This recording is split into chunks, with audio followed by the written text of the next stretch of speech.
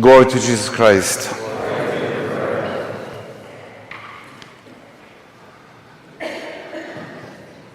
Our reflection from one priest,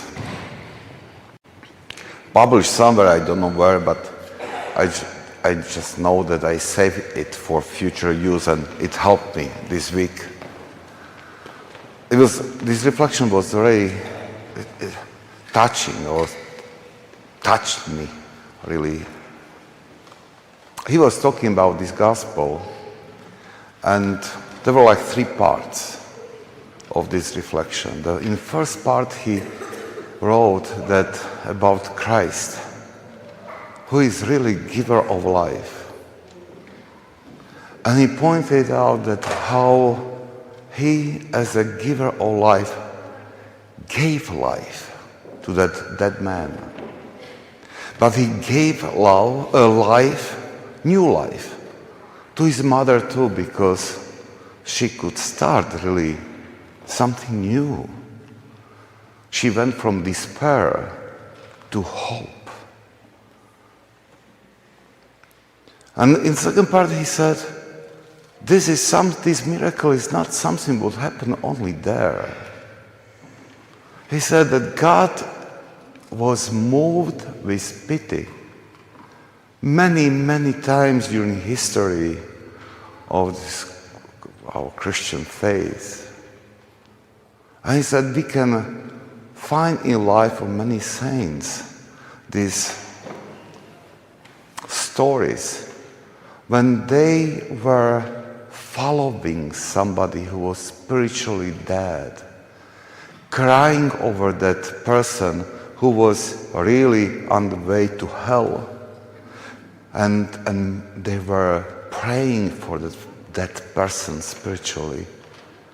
And God, moved with pity, gave life to that person.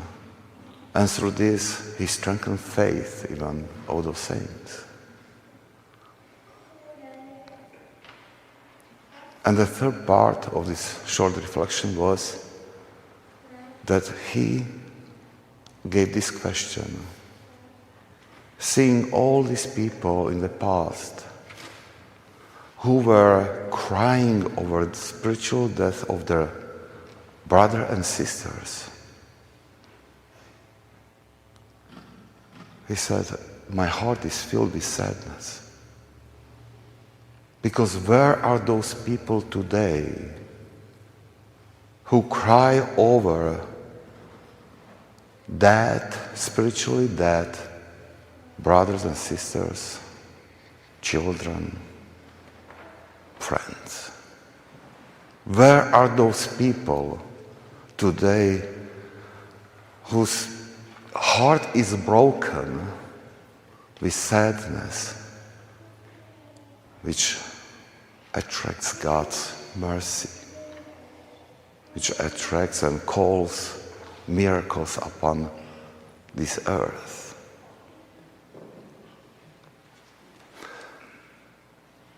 After he said this, or asked these questions, in some kind of, you could feel that this pain in his writing, he said, behind each family, each person may perish, there are a huge group of people who are heading to hell.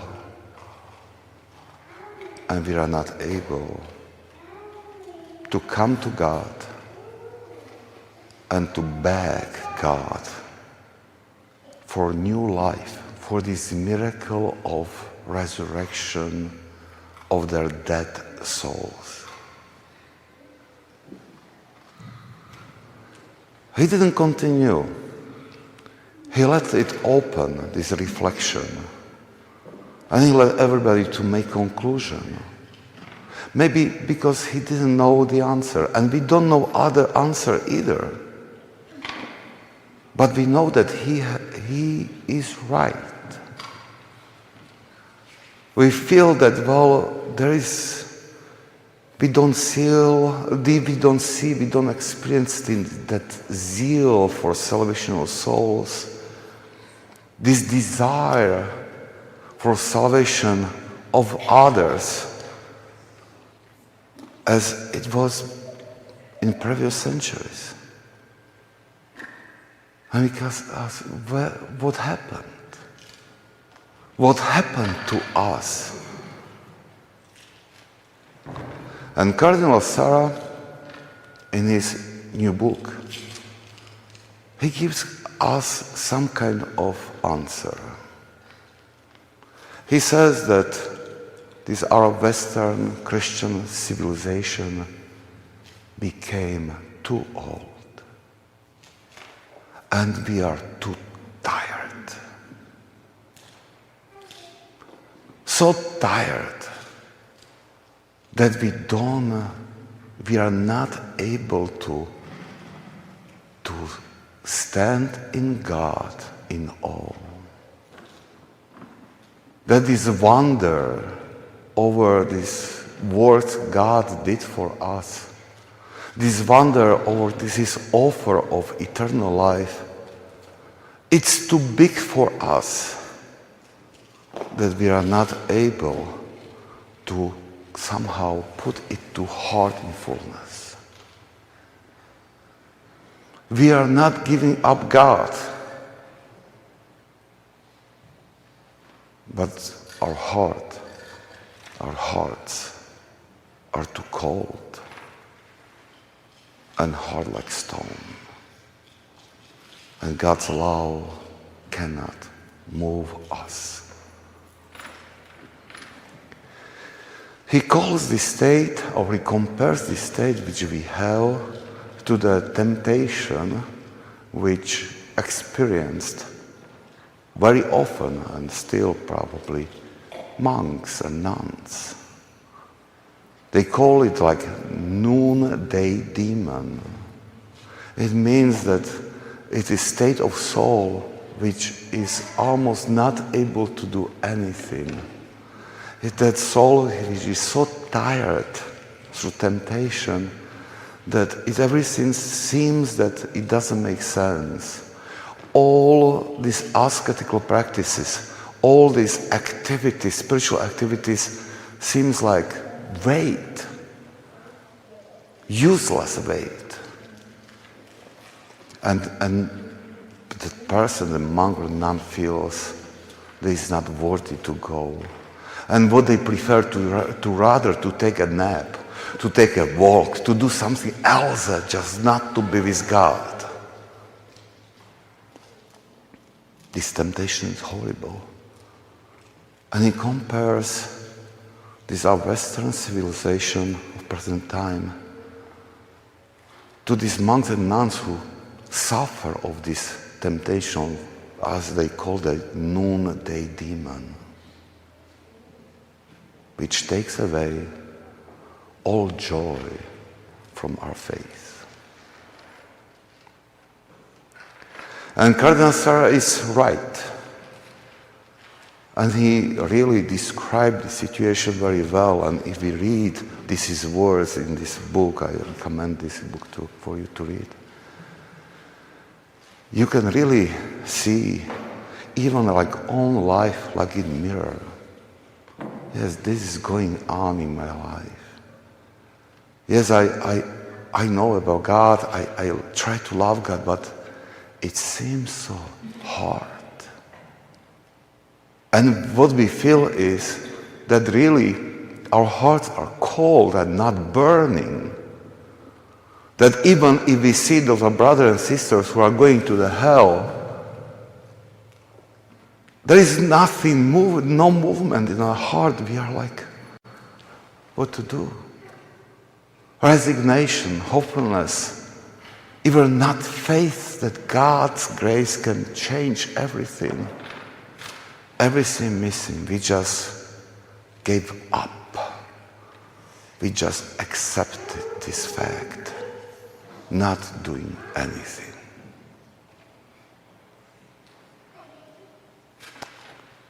But we know that it is not solution. But we know that it is not what we are supposed to do.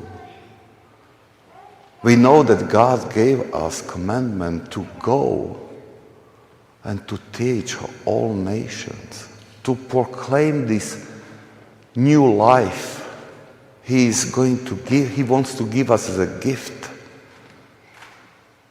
He wants us to go and sacrifice for salvation of our souls and for salvation of other souls. We know that. But what we are supposed to do to change this cold, old heart which is hard like a stone? What we are supposed to do? And this is a very difficult question. But if we read those who are saints and who experience the same state, they give us answer. They say, at first, you have to be patient. You have to be faithful. And you have to be persistent. You cannot stop. You cannot go to minimum. You have to faithfully keep commandments and accept this sacrifice you are bringing through this. And he said through this, they say through this activity, through this trying to be faithful, we are opening our hearts for God's grace. We're removing those obstacles which cause that God's grace cannot come to us. And then we should start to pray. We should start to pray. We have to go back to God's presence and to be in this presence until we don't get back this zeal for God, until our heart is not transformed. One man went to visit an elder on Mount Athos because he experienced something similar. And he came to this elder and he said, "Father, my heart is so cold. I'm not able to love anybody. I even don't love myself. How can I change my heart?" And this elder, he told me, "Pray." And this man said, I pray. And elder said, "Well, I believe you, but I give you prayer rule which would help you." And the man said, "Okay." I said, "I give you this prayer rule that you will say 5,000 times Jesus' prayer per day." And this man was shocked because he realized that he would take him long time. And he said to this elder, he said, "Father, but it will take like 4 hours of my day to say." And this elder said, "Well, 4 hours, if you are in a hurry, yes. It'll be longer if you do it correctly." And this elder didn't negotiate with the man. He said, "Go." And the man decided, what can I lose? He followed this advice. And he started to pray. And it was like really more than 4 hours per day. Every evening he dedicated this prayer because he wanted his heart to be changed, because he knew that there is it can be obstacle for his salvation. And towards the end of first month, he said during that prayer something happened. He said it was almost like I feel like almost physically something like snapped in my heart, like my heart was like broken or like this shell was broken. I felt that and hear that. And he said, at that moment I started to cry. I couldn't finish my prayer because tears and tears and tears were going up from my eyes. And when I stood up from the prayer, I knew that my heart was changed, that God touched me.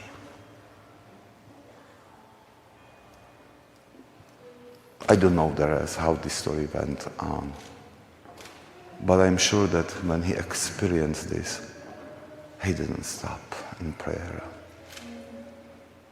I'm sure that he found again his own heart, that he removed this coldness and hardness of his heart was removed by God's grace. And when this happens in our hearts, new life is coming to our heart. New zeal for God, new desire to serve Him with whole life, desire for a holy life, desire for holy things, desire for salvation of own soul, and desire for salvation of others. And then from that time on, we will be those who will be walking behind those who are spiritually dead. And we will be crying and asking God. And He will look upon to our heart. He will see this sadness which we'll carry in our hearts.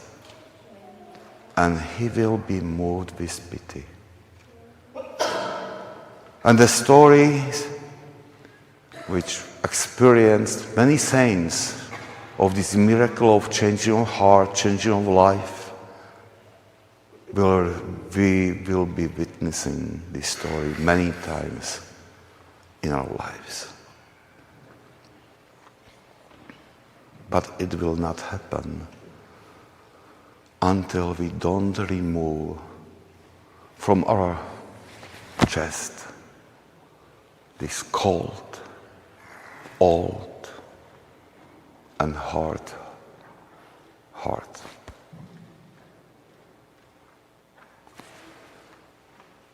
So let's follow this advice of saints. Try to be faithful to God in everything. Keep commandments.